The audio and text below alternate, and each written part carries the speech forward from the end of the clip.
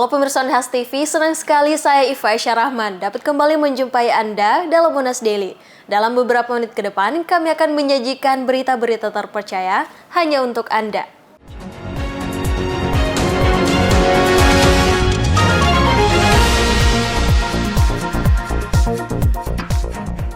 Fenomena pengemis tak kunjung usai. Banyaknya pengemis berselonjoran di pinggir jalan tersebar di mana-mana.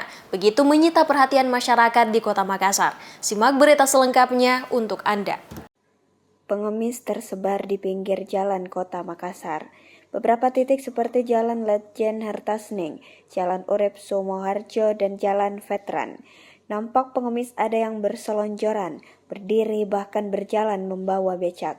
Becak digunakan sebagai tempat untuk menyimpan karung yang berisi botol hasil mulung.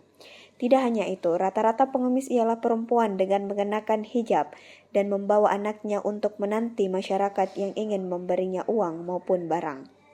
Pemicu pengemis di pinggir jalan dikarenakan faktor urbanisasi, di mana masyarakat desa tidak memiliki bekal yang cukup untuk berpindah ke kota, kata dosen sosiologi Unhas. Karena masalah pemicu pengemis di pinggir jalan, especially Kota Makassar. Jadi pertama itu adalah faktor urbanisasi yang terjadi di Kota Makassar. Nah, urbanisasi ini adalah meningkatnya urbanisasi karena masyarakat di sekitar Kota Makassar datang ke kota tanpa memiliki bekal yang khusus seperti itu. Yang kedua, dilihatnya peluang-peluang besar di kota-kota besar seperti Kota Makassar ini menjadi faktor juga mereka datang ke Kota Makassar.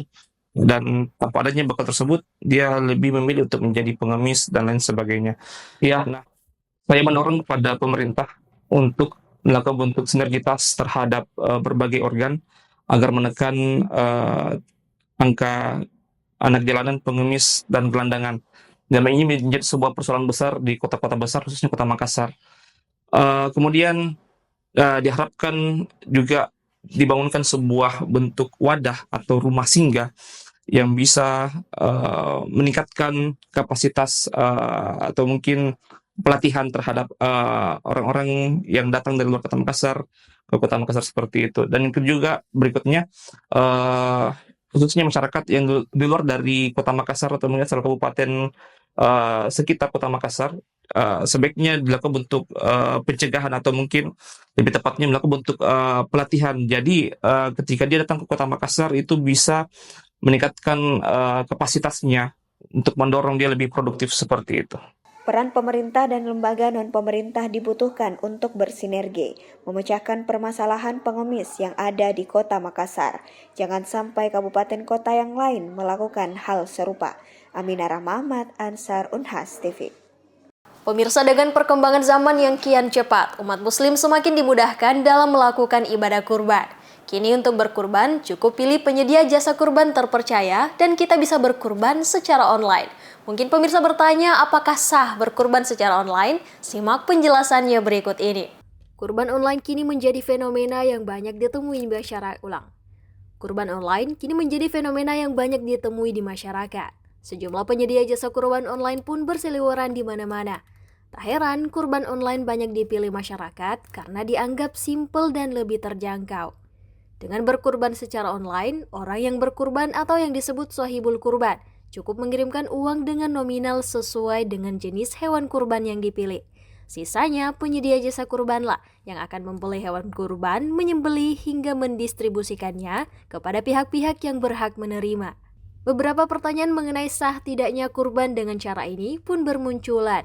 Pertama, shahibul kurban tidak berada di tempat kurban dan menyaksikan proses penyembelihan sesuai dengan yang dianjurkan oleh agama. Selanjutnya, shahibul kurban juga tidak mendapatkan bagian dari hewan kurbannya sebagaimana yang dianjurkan oleh syariat sebanyak 1/3 dari keseluruhan.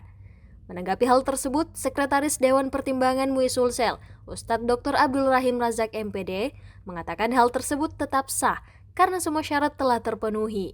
Sebenarnya syarat berkurban itu sebenarnya sederhana.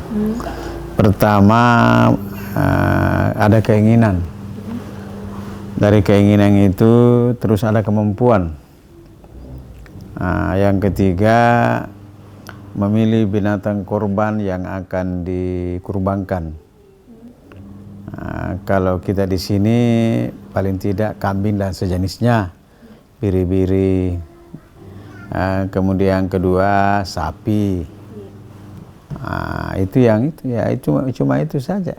Nah, berarti memang dengan penyedia jasa kurban online ini tidak ada syarat-syarat yang Ini kan sekarang ini karena kemajuan teknologi, lalu memerlukan namanya panitia.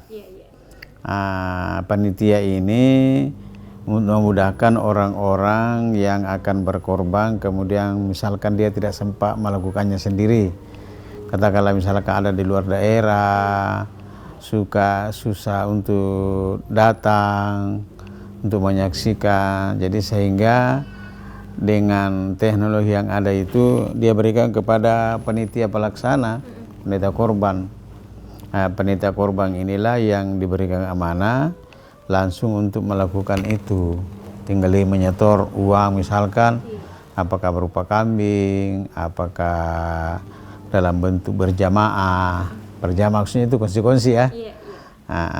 Apakah sendiri, kira-kira seperti itu. Itulah masalahnya. Jadi agama ini kan mudah dan jangan dipersulit. Jadi kalau orang misalkan mau berkorban online, hanya mengirim uangnya, bisa-bisa saja. Tinggal dia percayakan kepada panitia. Dan Tuhan itu kan tidak dalam menerima korban itu bukan dagingnya, bukan darahnya, tapi yang diterima Allah itu adalah nilai spiritual ketakwaan yang ada pada yang berkurban itu. selama masih bisa berkurban langsung, lebih baik mengupayakan yang lebih utama. Namun, bila terdapat ilat atau kendala tertentu, berkurban secara online tetaplah sah. Tinggal pintar-pintar memilih jasa kurban online yang amanah. Ifasya Rahman, Unhas TV. Pemirsa, berita tadi sekaligus menutup perjumpaan kita hari ini. Terus saksikan Unhas Daily hanya di Unhas TV. Saya Ifasya Rahman mewakili kru yang bertugas, pamit undur diri dan sampai jumpa.